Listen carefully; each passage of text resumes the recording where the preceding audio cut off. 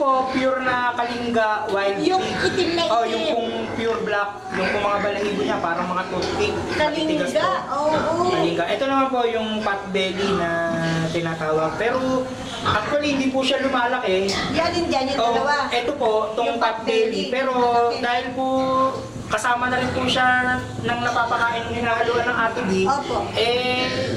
mukhang hindi po naging normal na pot belly. Mukhang lumaki po. Oo, kasi ang alam ko sa potbelly, maliliit lang Oo, talaga pong bumbok. maliit.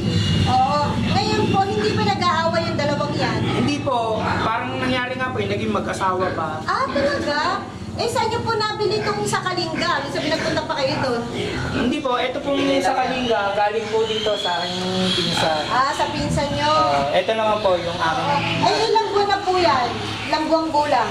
ano po, matanda na po yan. Isang taon na po yun? Wala naman po, siguro po mga 9 months, isang taon na yun. Pero yung pong, ano, mga 1 year na rin. Yung Kalinga, Opo. 1 year na. Mukhang nahihiya siya. Hindi, ano po, talagang, ano sa tao matapang po talaga. Talaga? Ay, ganun din po ang pinapakain nyo? Opo, ganun Hindi na siya rin po. naghahanap ng ibang pagkain? Hindi po, nasanay na rin po siya sa regular na pakain. Napansin po namin ang lahat ng mga pakainan nyo ay sa simento lang. Tama po ba yun?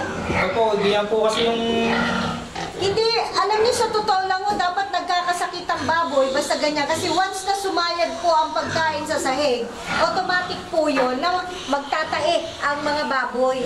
Pero kayo, hindi ho kayo nakakaranas magkasakit ng mga alagang baboy? dati po nakakaranas, pero Nag-atubi na kayo ngayon, ano po Opo. ang nangyari?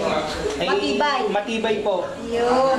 At makikita niyo naman po sa, ano, wala naman po talagang may mga sakit dyan. Opo, isang tanong na lang po, bukod sa walang baho, kayo po ba naranasan nyo ng makatipid sa tubig? Nagpapaligo po ba kayo regular ng mga Opo, baboy? malakas po kami sa tubig eh.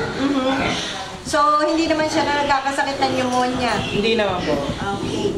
Sige po, mga kaibigan, tayo po pupunta sa iba pang mga alagain ni Sir Randy.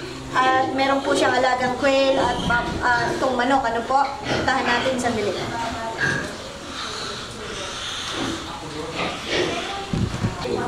3,300